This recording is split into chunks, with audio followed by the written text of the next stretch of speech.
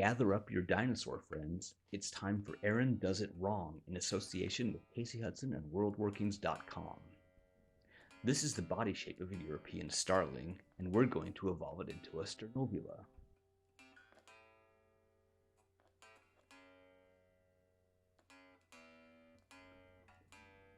This is real modeling clay. I'm not using Play-Doh for this time. Casey and I have had many discussions about what these creatures should look like, but in this case I unilaterally came to the decision to give the sternovula a sort of a robin redbreast feature.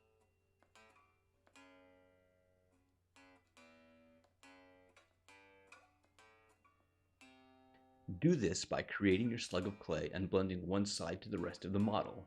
Then, give it a feathery texture. I don't know if you all experienced this, but this is my favorite clay tool. If you have a favorite clay tool, leave a comment below.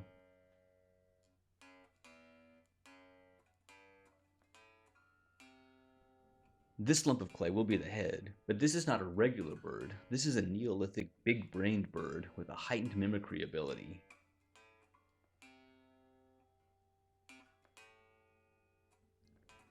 Plink the head on the body.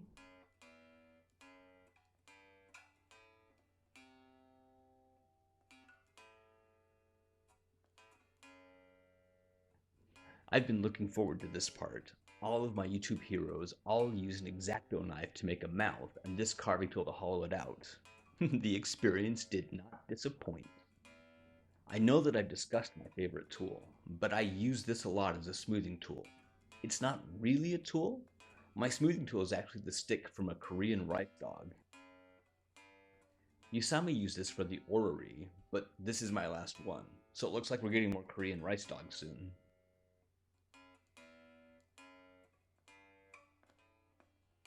Emulating my YouTube heroes again, these slugs will look like skin folds once I blend them in.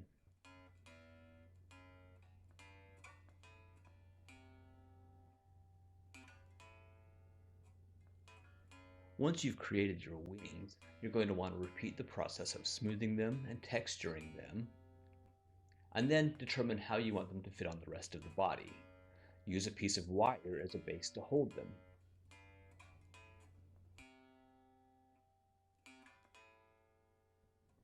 Then we turn to the base. Surprise, we're using wood glue to attach some cardboard to a piece of wood.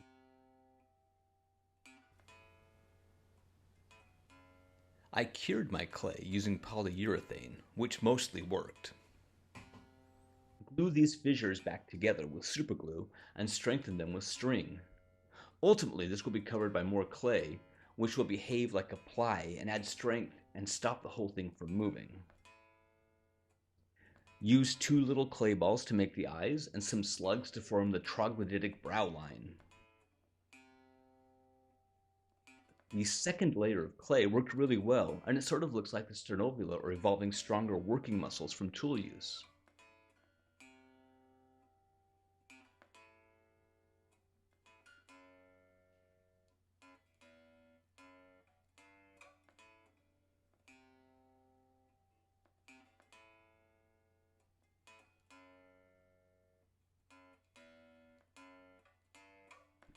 Somehow this tail has more definition than any other part of the sculpture.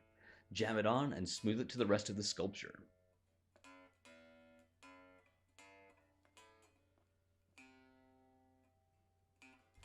Grab some joint compound that's too old to work with, glue it down with more wood glue, and if there's one thing I have a lot of, it's sawdust. So you're going to want to use this to make texture on your rock. A pistachio primer and glue our sculpture onto the base, and toes. Boink, boink, boink, boink, boink, boink, boink. As I mentioned, sternovula have a heightened mimicry ability. This one has seen another species cutting furrows for agriculture.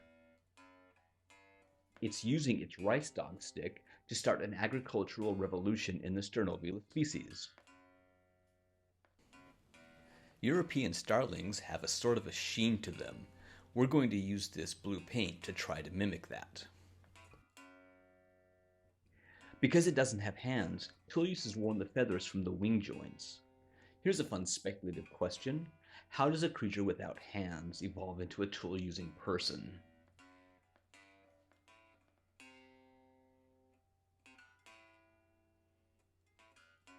I'm gonna try to dry brush the foliage from one side to add a little bit of depth.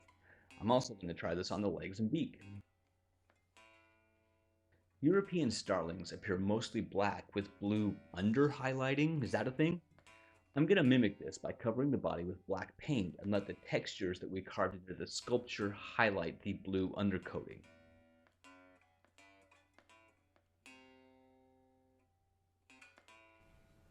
Paint in some striking brown peepers.